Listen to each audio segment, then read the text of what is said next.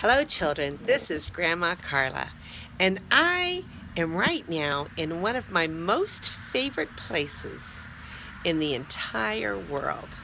And you're going to hear some cars passing while I'm reading, but I am on the front porch of my grandmother's home.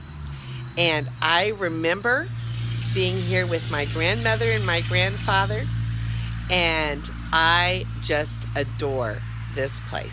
So first, before I start reading to you, I'm going to give you a panorama of my favorite spot in all of Alabama, and one of my most favorite spots in the whole world, because so many of my childhood memories are right here. So this is my grandmother's house. And now my mother and my father live here. And down that house over there, way down there, was my great uncle's house. And then this house over here was another cousin's house. And then this house over here was yet another cousin's house. And then back over there in the trees in a mobile home, another cousin lives. And then back over here across the way, let me see if I can get a picture of it. Oh, back behind that tree there's a little wooden, more like a shack than a house. And that we call the Holland House. And it has been here for a really, really long time. And I used to bring our church group here to go and have campouts in that old house. But this is my grandmother's house. So there's the front door to my grandmother's house. And now it is my mother and father's home. So now I'm going to sit here with all the cars passing by, and I'm going to read to you chapter 18 of Freddy Goes Camping. Remember, I did chapter 17, and then I got laryngitis so badly that I couldn't read to you. And then this week, I've been working on my math curriculum that I am going to start making available for any homeschoolers that would like a math curriculum. So I've been very busy this week, but now I'm finally in my favorite place going to read Freddy Goes Camping. Are you ready? The campers were at breakfast, and Freddy and Jinx joined them. Georgie had finished and gone for a swim in the lake. I warned him he oughtn't to swim on a full stomach, said Miss Minerva, but he was rather impertinent to me, so I didn't insist. Mr. Camphor laughed. What Georgie said was that it depended on what your stomach was full of. He said he realized that with 6 of Aunt's flapjacks inside him, he'd probably sink before he took 2 strokes, but he'd take one of the cork canoe cushions to hold him up. He was just trying to be funny, Aunt. I wasn't angry, she said. What's bothering me is these wasps. There's one on the edge of your plate now, Freddy. Oh, don't worry about him, Freddy said. He's come to help us. Hello, Jake. You missed a lot of excitement last night. That doesn't bother me, said the wasp. I can always stir up a little of my own if I feel the need of it. Where's this guy you want punctured? He's up at the hotel. Big, red-faced man. You can't miss him. I think you and the boys better go bother him a little. You know our plan, but don't sting him yet. We're saving that for later. At 8:30, the plumbers and the carpenters came back. And after that, there was so much hammering and sawing and banging on pipes that Freddy knew Mr. Anderson wouldn't get much sleep. But what about the DDT? They could put his car out of commission so he couldn't drive to town for it himself, but he'd only ask the carpenters to bring him a bottle of it.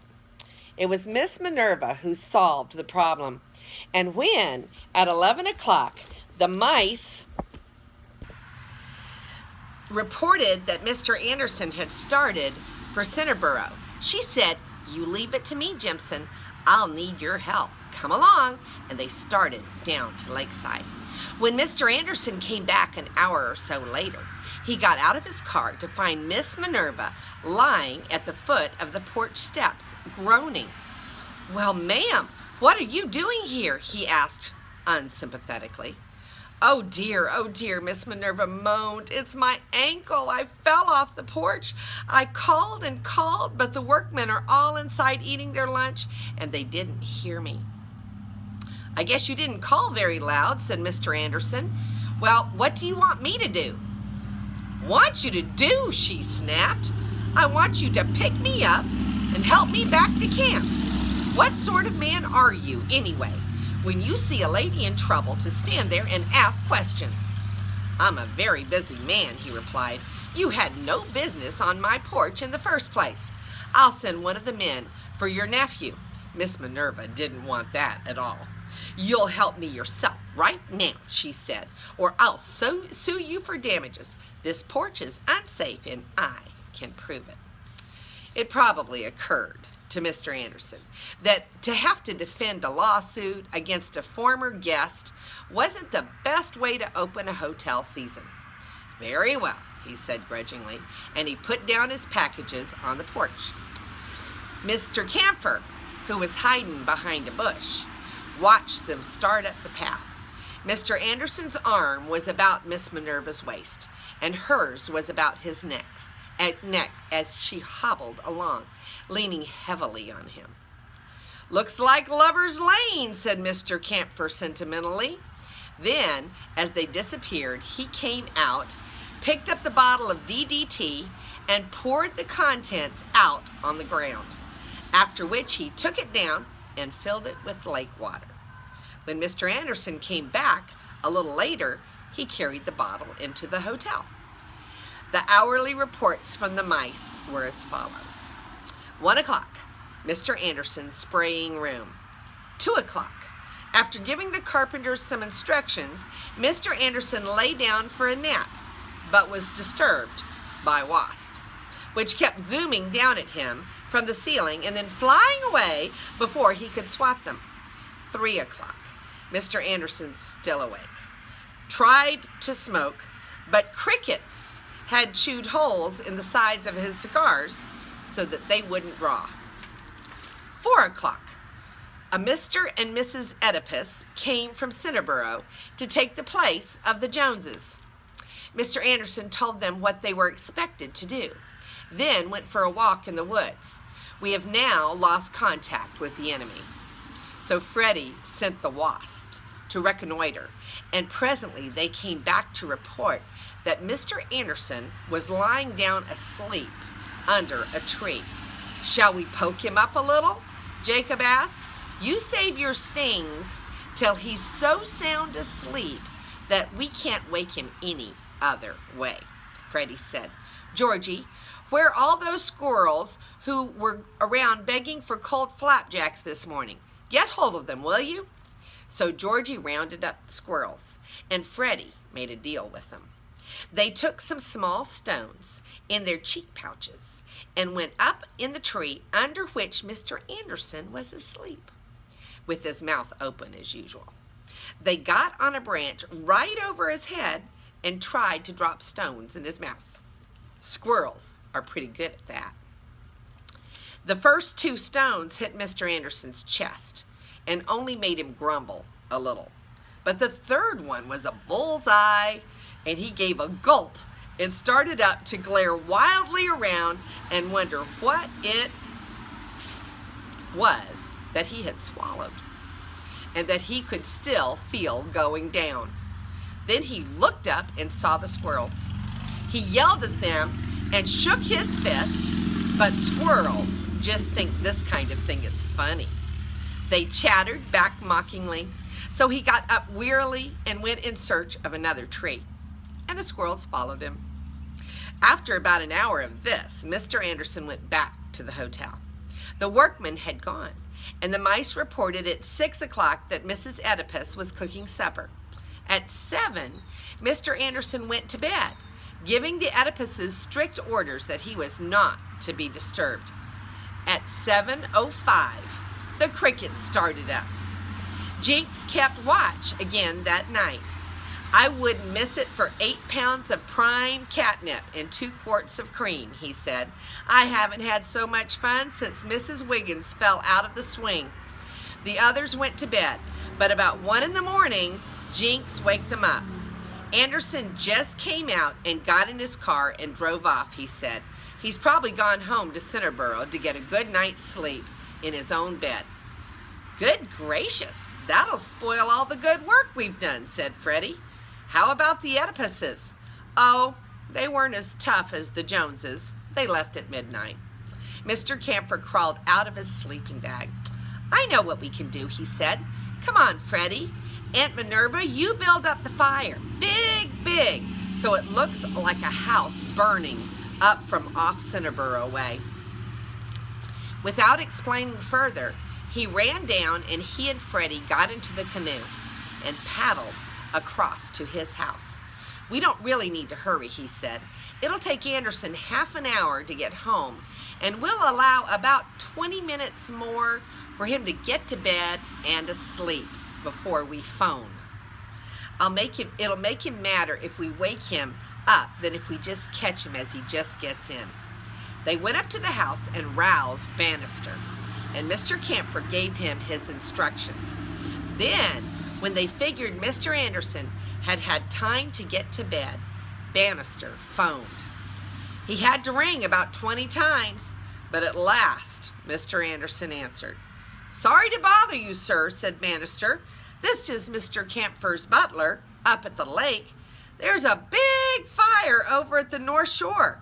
Looks like a house burning. I understand you've bought Lakeside.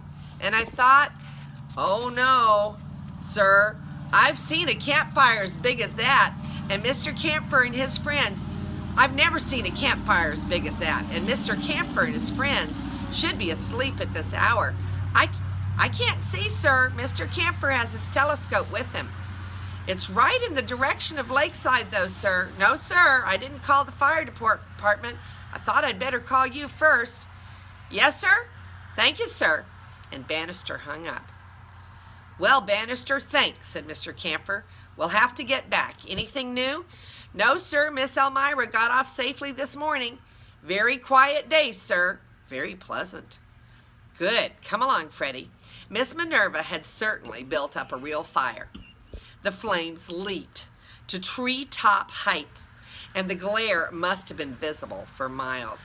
The canoe was almost back at the camp when Freddy heard in the distance the faint wail of a siren. They'd have seen the glow by this time, said Mr. Camphor as they beached the canoe. Well, let's pull it apart a little and get into our bags. 10 minutes later, when the fire truck came roaring and shrieking and bounding down the rough road and pulled up beside the hotel, the fire had sunk down, and everyone in the camp was apparently asleep. Everyone except Freddy and Jinx, who had circled around through the back of the hotel and were hiding behind a shed near the end of the road. The firemen pulled off the truck, whose searchlight was playing over the front of the building. Then Mr. Anderson drove up behind him, and they surrounded him in an angry group, demanding to know why they had been pulled out of bed when there wasn't any fire. You saw it yourselves, he protested. The sky was all red. There was plenty of argument back and forth, and then the firemen called Mr. Anderson a lot of names and piled on the truck and drove roaring and shrieking and bounding home. As soon as Mr. Anderson went indoors, Freddy came out of hiding. Very cautiously, he lifted the hood of the car, disconnected all the wires he could reach, unscrewed everything that was unscrewable, and loosened everything that was loosenable, and then he went back to camp. All right, let's go look at our pictures here.